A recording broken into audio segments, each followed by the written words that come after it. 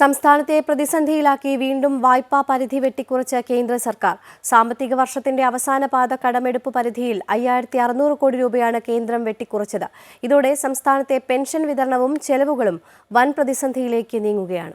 സംസ്ഥാനത്തിനാവശ്യമായ സാമ്പത്തിക സഹായം കേന്ദ്ര സർക്കാർ നൽകുന്നില്ല എന്നത് സംസ്ഥാന സർക്കാർ കഴിഞ്ഞ കുറച്ചുകാലമായി ഉയർത്തുന്ന പ്രധാന ആരോപണമാണ്. ഈ ആരോപണം ശരിവെക്കുന്ന നിലപാടാണ് കേന്ദ്ര സർക്കാർ വീണ്ടും സ്വീകരിച്ചിരിക്കുന്നത്.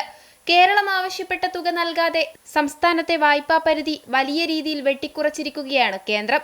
ഏപ്രിൽ 1 മുതൽ ഡിസംബർ വരെയുള്ള 3 പാദങ്ങളുടെ തുക ഒരുമിച്ചും മാർച്ച് വരെയുള്ള തുക പിന്നീടും എന്ന നിലയിലാണ് കേന്ദ്രം കടമെടുപ്പ് അനുവദിച്ചിരിക്കുന്നത്.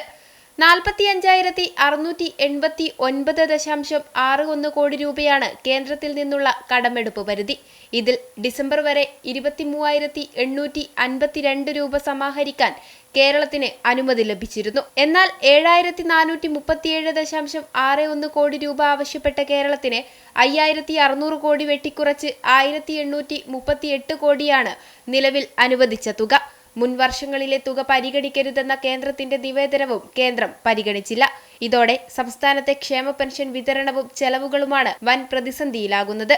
അമൃത ന്യൂസ്, തിരുവനന്തപുരം.